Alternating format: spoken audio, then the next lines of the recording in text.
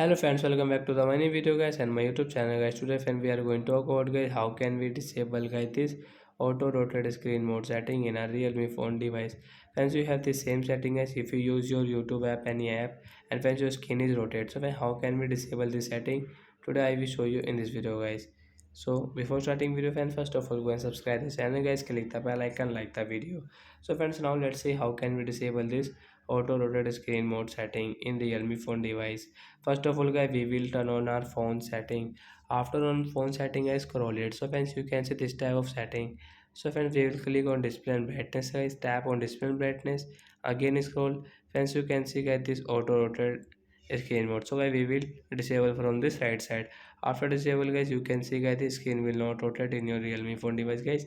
You can use guys your screen without any this rotate setting. So that's it guys, thanks for watching the video guys. We will meet in next video guys with new topic. Before going, please go and like the video, subscribe the channel. Bye bye friends.